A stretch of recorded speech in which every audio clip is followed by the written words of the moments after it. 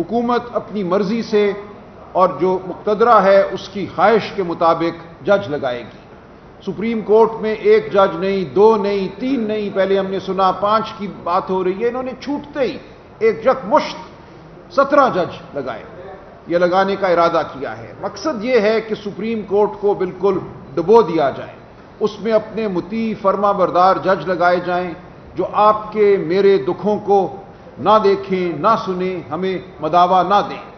تو یہ حملہ ہم سب پر ہوا ہے، یہ کوئی پی ٹی آئی پہ حملہ نہیں ہوا۔ میں یہاں حاضر ہوں آپ کے سامنے بطور پاکستانی، بطور شہری، میرا پی ٹی آئی سے بھی تعلق ہے، لیکن میرا بنیادی آپ کے سامنے جو میری شناخت ہے وہ بطور انسان اور بطور پاکستانی ہے۔ یہ حملہ آپ سب پہ ہوا ہے، ہمارے بچوں پر ہوا ہے، ہماری نسلوں پر ہوا ہے۔ پاکستان کو اب بالکل ایک محکوم ملک بنانے کی ایک سازش ہے، میں کہوں گا۔ خواہش یہ ہے کہ کوئی بھی یہاں پہ نہ بات کر سکے، وہ صحافی ہو، وہ وکیل ہو، وہ سیاسی ورکر ہو، ہر ایک خوف میں رہے، ہر ایک کو یہ پتا ہو کہ اگر مجھے اٹھا لیا گیا، میرے ساتھ اگر وہ ہوا جو انتظار پنجھوتا کے ساتھ ہوا ہے، اس سے پہلے لاتعداد لوگوں کے ساتھ ہوا ہے، وہ عمران ریاض ہو، وہ ارشد شریف ہو، تو کوئی مداوا نہیں ہوگا۔ اب نہ کوئی ایسی عدالت ہوگی جہاں ہم دروازہ کھٹکھٹا کر یہ محسوس کریں کہ یہاں کوئی ایسا بیٹھا ہے جو آزاد روح رکھتا ہے، جو آزاد ذہن رکھتا ہے، جو ہمیں کوئی ریلیف دے گا، ہمیں انصاف دے گا۔ وہ دروازہ اب ہم پہ بند کر دیا گیا ہے۔ اب اگر میں اٹھا لیا جاتا ہوں، آپ اٹھا لیے جاتے ہیں، تو ہمارا حشر وہی ہوگا جو انتظار پنجھوتا کا ہوا، وہی خوفزدہ چہرہ، وہی پتھرائی ہوئی آنکھیں، وہی سہما ہوا وجود۔ تو کیا یہ ہے ہمارا مستقبل؟ کیا ہم پاکستانی اس لیے پاکستان میں ہیں؟ کیا اس ملک کا وجود اس لیے آیا تھا کہ آپ اور میں بھیڑ بکریوں کی سی زندگی گزاریں، چونٹیوں کی سی زندگی گزاریں؟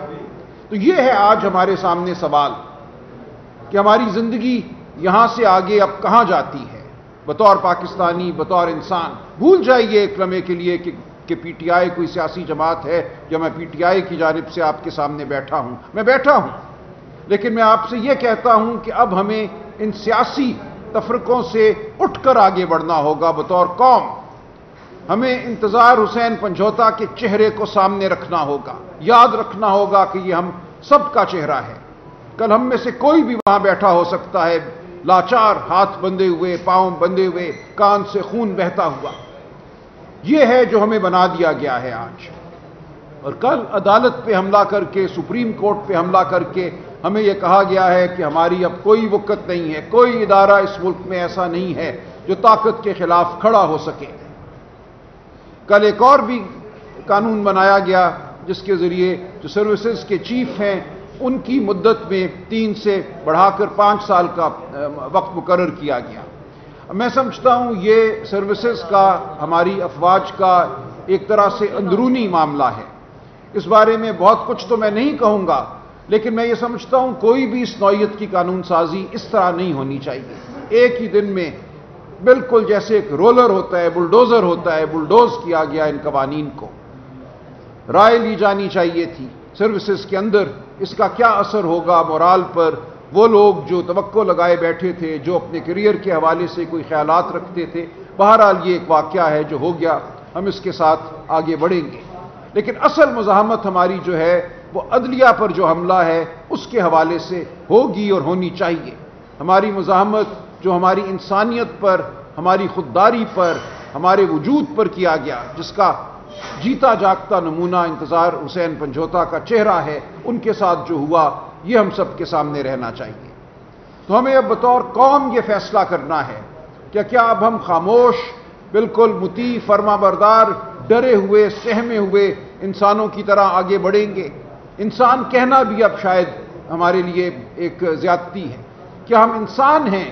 کیا ہم کوئی وجود رکھتے ہیں، کوئی رائے رکھتے ہیں، کوئی عزت رکھتے ہیں، کوئی آزادی رکھتے ہیں اس ملک میں، یا ہم ایک محکوم قوم ہیں؟ یہ ہمیں فیصلہ کرنا ہے۔ عمران خان صاحب تو دہائیوں سے حقیقی آزادی کا نعرہ لگا رہے ہیں۔ انہوں نے آپ کو یہی بتایا ہے کہ تم آزاد نہیں ہو اس ملک میں۔ ہم نے انگریز سے تو آزادی حاصل کی تھی سن 47 میں، لیکن کیا ہم یہاں کی اشرافیہ سے آزادی حاصل کر سکے ہیں؟ کیا یہاں کے وہ بالادست طبقے جنہوں نے ہمیں، ہمارے بچوں کو دبائے رکھا ہے، وہ ہمارے اسکول ہوں، ہمارے ہسپتال ہوں، ان کی حالت جو ہے وہ ہمارے سامنے ہے۔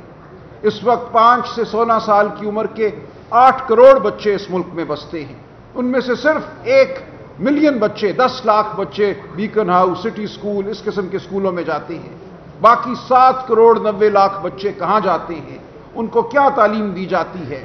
ان کی صحت کا کیا خیال رکھا جاتا ہے؟ یہ ہمارے سامنے ہے۔ ہمارے بچے آج مایوس ہیں، ہمارے نوجوان آج مایوس ہیں۔ وہ سمجھتے ہیں اس ملک میں نہ قانون ہے، نہ احترام انسانیت ہے۔ آج وہ اس ملک میں رہنا نہیں چاہتے۔ ہمارے وہ 2 دوست جنہوں نے 10، 12، 15 سال اس ملک میں لگائے ہیں، کوئی اپنا کیریئر بنانے کی کوشش کی ہے، آج وہ بھی اس ملک کو چھوڑ کر بھاگ جانا چاہتے ہیں۔ تو کیا اس طرح ترقی ہوا کرتی ہے قوموں کی؟ کیا اس طرح ہم معاشی فلاح پائیں گے؟ ہمیں کہا جاتا ہے کہ ہمیں فلاں ملک سے بھیک مل گئی، ہمیں IMF سے کچھ پیسے مل گئے، اب ہم دوڑیں گے۔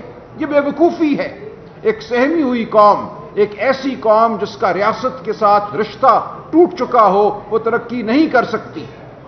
آپ نے اور میں نے، ہم سب نے مل کر اب اس رشتے کو دوبارہ جوڑنا ہے۔ اس رشتے کو ہم نے احترام انسانیت کی بنیاد پر جوڑنا ہے۔ اس رشتے کو ہم نے قانون کی بنیاد پر جوڑنا ہے۔ اس ملک میں ہم نے انتظار حسین پنجھوتا کو انصاف دلا کر چھوڑنا ہے۔ یہ نہیں ہو سکتا کہ ہمارے ساتھ یہ کچھ ہو جائے اور ہم ڈرے سہمے رہیں۔ تو میری آپ سب سے یہی گزارش ہے کہ آپ کے توسط میں پاکستان کی قوم سے یہ التجا کرتا ہوں کہ اب اٹھو، آگے بڑھو، ورنہ کچل دیے جاؤ گے، ورنہ نہ تمہارا کوئی مستقبل ہے، نہ تمہارے بچوں کا کوئی مستقبل ہے۔ ہم خوفزدہ نسلوں کے طور پہ اس ملک میں جینا نہیں چاہتے۔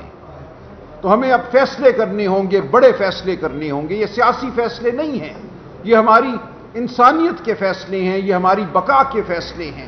آج ہمیں یہ کہا جا رہا ہے کہ عمران خان کو اب کسی فوجی عدالت سے سزا دلوائی جائے گی، سزائے موت دلوائی جائے گی۔ حکومت کے مقتدرہ کے نکارچی آج یہ کہہ رہے ہیں، آج آپ جا کے دیکھیے، میڈیا کو دیکھیے، یہ اعلان کیا جا رہا ہے۔